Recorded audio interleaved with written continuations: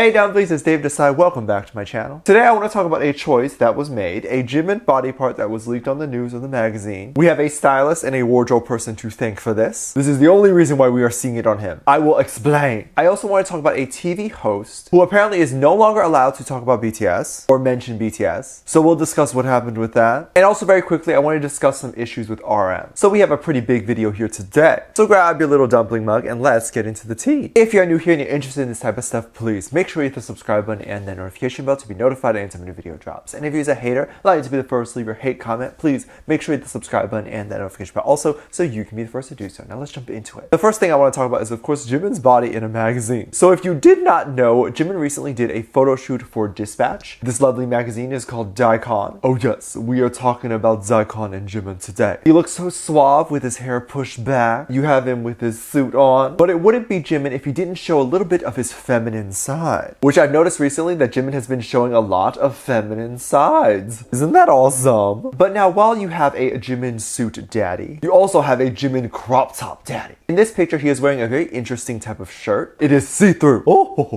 Which means, of course, I cannot breathe. It will be the background of all my screens. I will even go into my neighbor's house and change their screens into this. I am joking, of course. If I am changing anyone's screens, it's gonna be a BTS fanfic, specifically from Wattpad, so that every time they turn on the screen, they get a nice steamy surprise. But particularly this photo of Jimin actually answered a few questions that we had. One of which that I've spoken before is of course Jimin's tattoo. If you didn't know, apparently Jimin has a tattoo. Now through the shirt, you can see kind of like this black bar. It's like right on his rib cage by his chest. And we think it could be the Nevermind tattoo. At first when we saw this is when he did a shirtless thing on stage. A lot of us thought it was a fake tattoo. And it could have been at the time, we don't know. But I guess he liked it so much that he got it for real. But what people were freaking out about was Jimin's crop top situation. In the photo, you can in fact see hip. And if you look even more closely, you can see ab and belly button. Ooh, not ab and belly button. This is so spicy. This is like someone snuck a chili pepper into my water after I've had a chili pepper and I needed water, which has never happened to me, by the way, because I'm a man and I can handle spicy. I definitely wanted to see what some people were saying online about Jimin's crop top. One person wrote, wait, aren't we gonna talk about Jimin's crop top? Like, y'all, we finally got Jimin on a crop top. Why are you so calm? I know, right? I'm freaking. And trust, we are not calm about this. We are just all dead, so no one's saying anything. Like, even if Jimin flashes earlobe, we all freak out. Wait, do we have earlobe here? Oh my god, we do!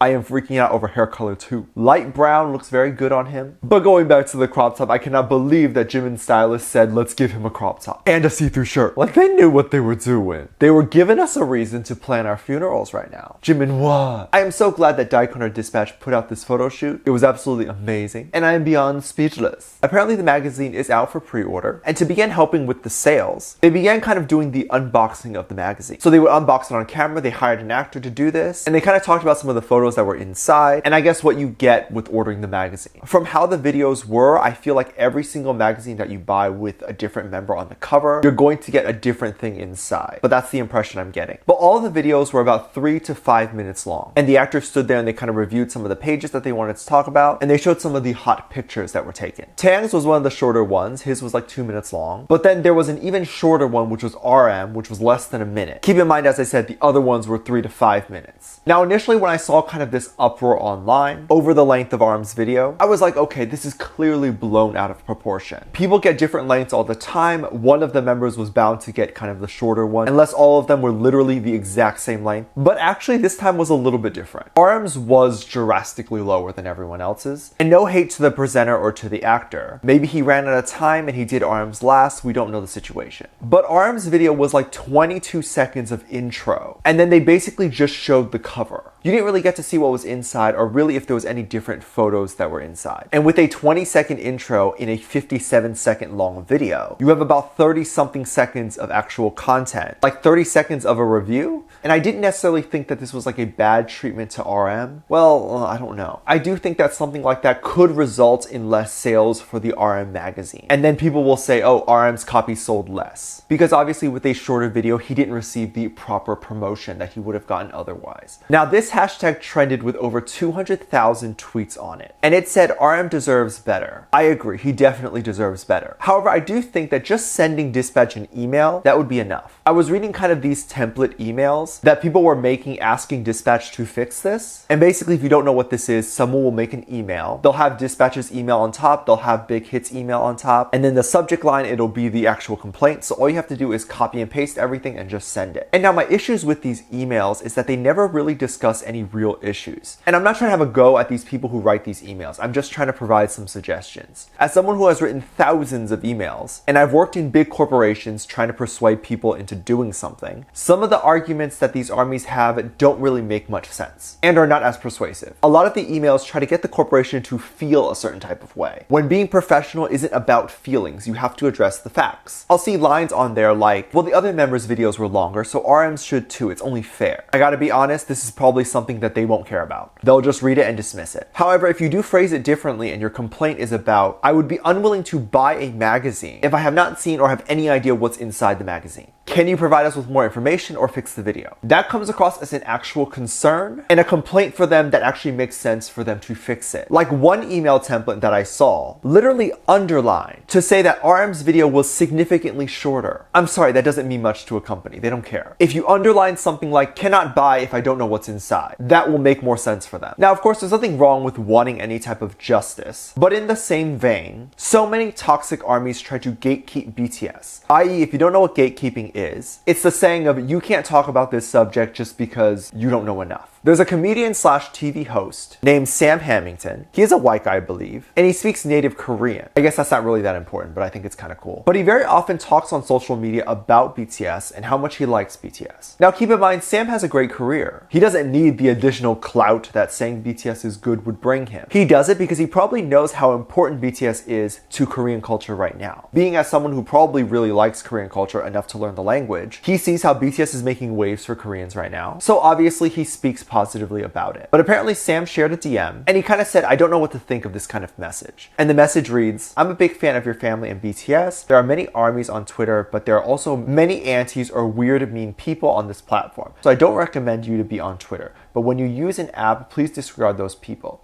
I hope you could take into account that there are people who could feel uneasy and uncomfortable if you bring BTS too frequently. I am sorry if I made you feel uneasy, but I am saying this out of concern for your kids who are receiving so much love and attention. I hate those people who act like it's for your best benefit to not talk about BTS. Like the amount of gaslighting. If someone feels so uncomfortable with BTS being mentioned, they will just unfollow that person who's mentioning it. They will not go to the point of harassing the person who's saying it's kids. That makes no sense. You made it seem like this was about the safety of their kids when in reality you don't want them to talk about BTS because why? You did this for why? I've gotten people telling me, you know I love you, right? But you would get so many more subscribers if in the beginning of your video you didn't say hey dumplings. It's so annoying. First off, I'm never going to stop addressing you guys. You guys are my family. I'm never going to stop calling you that. And clearly you don't love me or my videos, because if you watched any of my videos, you'd know why I say it. People are just so weird. I just don't know. Anyway, let me know what you think. Let me know what your thoughts are. Leave it down in the comment section down below. Give this video a thumbs up, subscribe if you haven't already, and I'm featuring this comment right here. Thank you so much for leaving comments.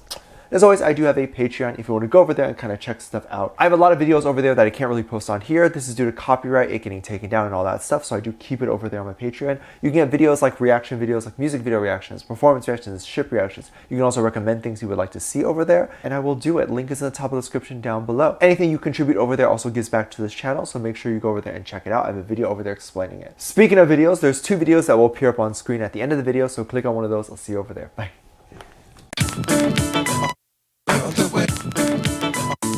I wouldn't